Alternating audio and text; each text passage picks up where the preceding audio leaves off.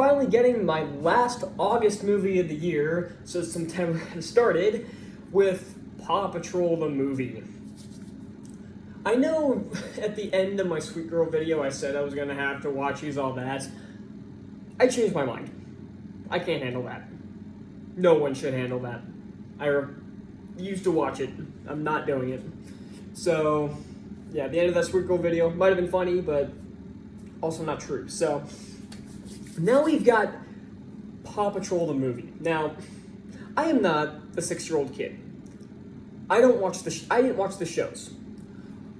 But I can tell you who did, and that's my brother. My brother's 8 now, so he's been watching the shows for years. And so I've, of course, seen bits and pieces of it. Same thing happened with Troll Hunters before I started actively watching it myself. He would watch it all the time, and then I would see bits and pieces of it. So it's not like I've never seen anything related to Paw Patrol, and I've seen all the merchandise, all the stuff my brother owns, and yeah, it's just a show to sell toys. But really, what TV show, what kids animated show isn't? Unless it's something like Clone Wars or Avatar or Troll Hunters, one of these really, really good ones. It's just going to be there to sell toys. Paw Patrol, all of the Ninja Turtles shows, especially the newer one, which is supposed to be getting a film soon, I think next year, because it was supposed to come out this year, but I haven't seen a damn thing for it in like a year, so I guess it's coming out next year. So, now we have this movie, and honestly, I may do a film face-offs with this and Troll Hunters Rise of the Titans. Because this is a continuation of the show. Now, like I said, I've never actively watched the show. I don't know a damn thing about it. I know, like, the basic principal characters' names, and that's it. Like, I know it's about puppy dogs saving people. That's all I know about the show. And they have one human companion named Ryder. So that's all I know about the show. So I was going into this relatively blind, and I can't believe I'm about to say this, but it actually wasn't bad. This is a weird year. This is a year where I hated a James Gunn comic book film with the Suicide Squad. Well, I don't know if I hated it, but yeah. Where it wasn't that good.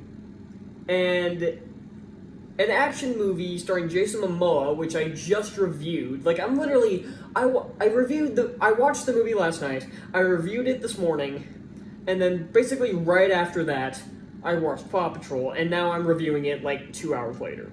So, yeah, pretty busy couple days, and next I've got Cinderella to start September, and then I'll be doing Shang-Chi. So, yeah, back to the movie. I didn't know what to expect out of this. I forgot to watch the trailers. I prefer to watch at least one trailer before seeing the film, so I at least have some semblance of knowing what I'm getting into. I've been wrong about what I'm getting into. Like I said, Troll Hunters Rise of the Titans, I thought it was just going to be a mediocre action movie, and it turned out to be really good.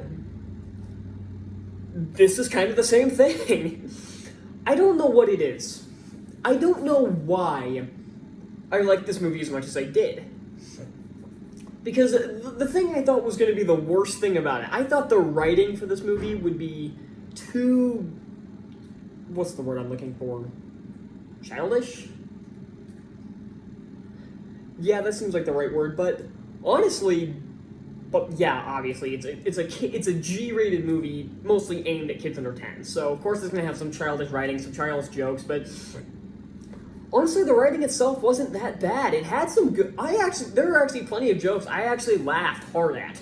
There were even a couple of jokes. Like, there was one joke where Ryder made a joke about merchandising, and that made me pause the movie because I was laughing so hard, because I immediately thought back to Spaceballs.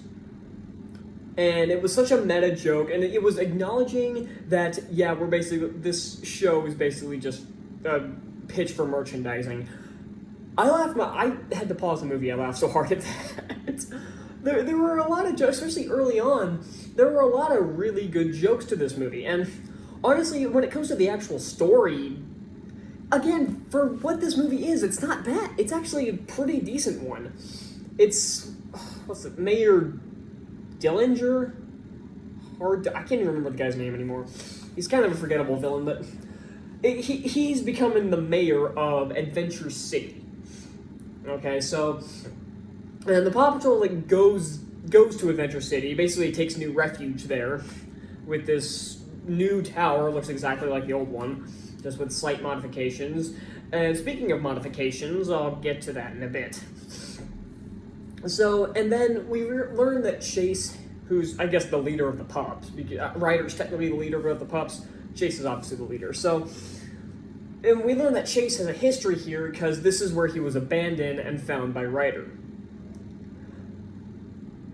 Okay, it's not overly complicated, it's not overly stupid, it's actually an okay plot idea. And also, there's a lot of times where Chase is starting to struggle here, because not only the memories that he has of this place, but because he remembers how big and scary the big city was when he was like this big, when he was a little small puppy. And it's all of that fear is coming back to him now, and he's having trouble performing when it comes to saving people. Like when the fireworks go off, he forgets to eject his parachute, so he ends up almost getting pulled off a building.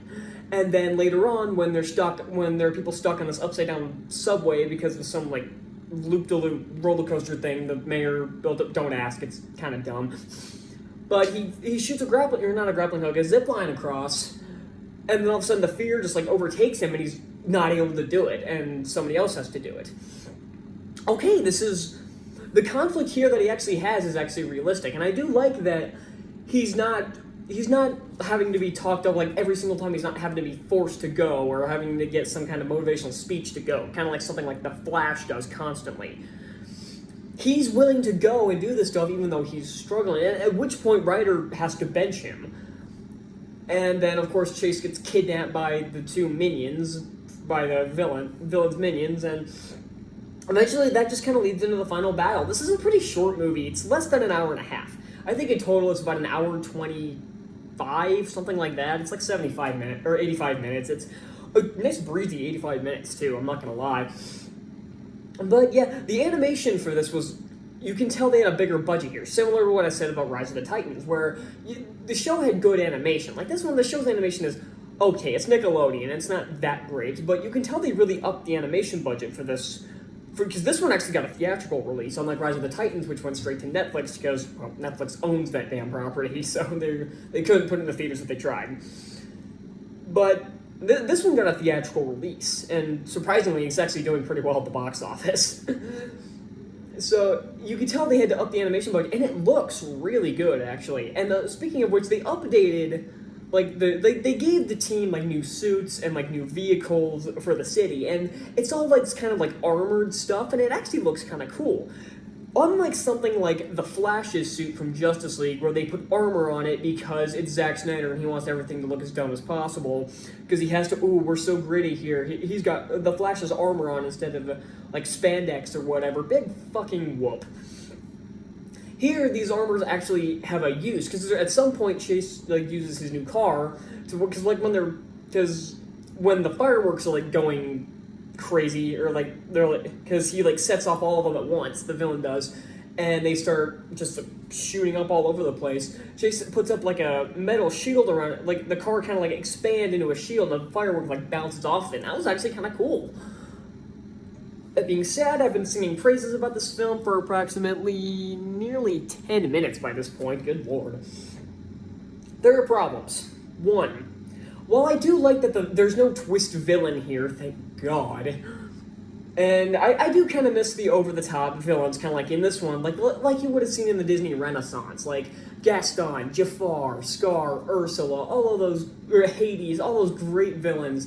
It's nice to see those kind of villains return to form every once in a while. I like villains with redeemable qualities to them, or like ones that can be redeemed, but every once in a while, I just want to see an over-the-top, hateable villain get their ass kicked. I really do. But this guy's just profoundly stupid. Not just in the terms of writing, but the guy is mentally stupid. And because his lack of intelligence is what causes everything to go off. Like the fireworks, and the stupid railway, and this stupid weather machine that he forces, like, go, like, 24/7 to get rid of clouds so it's not raining in the city. I don't know why. Like, the first time he said because they were going to cancel the fireworks show because of the... A, you can postpone your fireworks show, dumbass. And two, why? He makes a comment about why is it always raining, but that was the first scene where it started raining. It wasn't raining in the city before that, so this was just tacked on for the sake of the climax. So, and also something I want to point out with the terms of the voice actors. There's this when Chase is basically a prison for dogs, and he meets a poodle who only has like 5 lines, but those 5 lines are made horrible by the fact that she's voiced by Kim Kardashian. Hate Kim Kardashian. I don't know why she's in this. But the rest of the voice acting is pretty good. The kid who plays young Sheldon is like Ian Armitage. I don't know how to say his name. He plays Chase in this. I don't know if he does in the show or not, but he's pretty good. All the other actors do their role fine. Randall Park is in this. That is automatically awesome. To have Agent Woo in your movie, that is automatically awesome. And yeah, I don't really recognize too many of the other voice actors. I know there was one I hated, but I can't remember what it is. Put it text down here, I'll look it up. But yeah, I surprisingly have a few complaints, but the problem is the one big complaint I have is a pretty big one, where the fact that so much of this stuff happens by coincidence. It's the same thing I hate about The Force Awakens, is that everything happens due to coincidence, not just utter nonsense, and that's the entire reason the plot is pushed forward, at least on the villain side. The hero side, when it comes to Chase and like the conflict he's dealing with, and him and Ryder, it actually works, surprisingly. But the villain side is just so overly dumb that I can't take it seriously anymore. There are a lot of good, like, meta jokes that they do, or a lot of jokes that they make at the villain's expense, and that's fine. But if the villain doesn't really pose much of a threat unless it's his own stupidity, what's the point? And so, I can't believe I'm saying this. This is actually a good movie. From what I saw on Rotten Tomatoes, I always look at the Rotten Tomatoes score. I don't know why. I mainly focus on the audience score to see what that is, but the critic score is 77%, which isn't bad by any means, off of like 43 reviews. So that's actually pretty good. But what I found is that pretty much every negative review were adults shitting on a kids movie because it's a kids movie. It's like if they gave this a positive review, they feared they wouldn't be taken seriously. Honestly, if you're gonna go off and try to trash a kids movie for being a kids movie, you're not gonna be taken seriously. No one's gonna take you seriously. So it's like something like Rise of the Titans, however, had like 8 reviews. It had 1 negative one, and honestly, I could kind of see where he's coming from. He just saw it as like, basically, it kind of looks like every other comic book film you've ever seen, and it's kind of hard to argue with that. That one's actually correct, but even still, it wasn't a fully negative. These ones I saw were in like the D range. That's a little unfair. Even if I didn't like this movie, I actually do, which is surprising. I'm going to show this to my brother when I go back for the holidays. But this is like Boss Baby 2, except to a much higher degree. Why was this good? I don't get, why did this get so much more effort than Sweet Girl? Or Tom and Jerry? Why did this get more effort than Tom and Jerry? I don't know. I'll never know. 4 out of 5. Good lord. That may seem high, but I think, man, that's really high, but I think it earned it. Thank you all so much for watching. Be sure to hit that like button down below. Subscribe for more reviews. And did you guys see Paw Patrol? It's actually like I said, it's doing pretty well at the box office. So clearly some people are watching it. So I'm curious what you guys thought. Are you even going to see it? Like, even on the Paramount Plus, are you gonna see it? Like, do you have kids that are gonna watch it, or like younger siblings that are gonna watch it, like I do? I don't know. So that's all I got for Paw Patrol the movie. And now, if you'll excuse me, Cinderella's next. why. Oh man, I can't wait to go see Shang-Chi.